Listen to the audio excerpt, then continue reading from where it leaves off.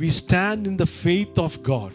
ആ ഫെയ്ത്തിനോടുള്ള perfect response ആയിരുന്നു ജീസസ് ആസ് എ മാൻ. ഒരു മനുഷ്യൻ എന്നുള്ള നിലയിൽ ദൈവത്തിൻ്റെ വിശ്വാസത്തിനോട് ഒരു മനുഷ്യൻ എങ്ങനെയാണോ പ്രതികരിക്കേണ്ടത് അത് 100% പെർഫെക്റ്റ് ആയിട്ട് പ്രതികരിച്ചത് യേശുക്രിസ്തുവാണ്. ആ യേശുക്രിസ്തുവാണ് നമ്മുടെ കോൺഫിഡൻസ്. അതുകൊണ്ട് പറഞ്ഞ നിങ്ങൾക്കൊരു ഇടയനുണ്ട്. എബ്രായ ലേഖനം പറയുന്നു, അവൻ വിശ്വാസത്തിൻ്റെ is the author and finisher. Is the author, ഫെയ്ത്തിൻ്റെ ഓതറാ. Is the finisher of your faith. അപ്പം നമുക്ക് ഏത് ഘട്ടത്തിലും നമ്മളിലേക്കല്ല നോക്കാനുള്ളത്. We trust in what he has done, what is his plan.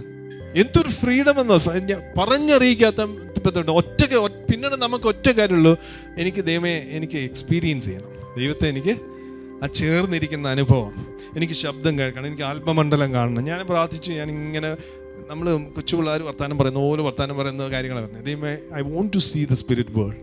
അത് കണ്ട് ഞാൻ പേടിക്കുമായിരിക്കും, പക്ഷേ പേടിക്കാതിരിക്കാൻ നോക്കേണ്ടത് എങ്ങനെയാ. സ്പിരിറ്റ് വേൾഡ് കണ്ടാൽ നമ്മൾ പേടിക്കുമെന്നാണ് പറയുന്നത്, കണ്ടിട്ടുള്ളവർ പറയുന്നത്.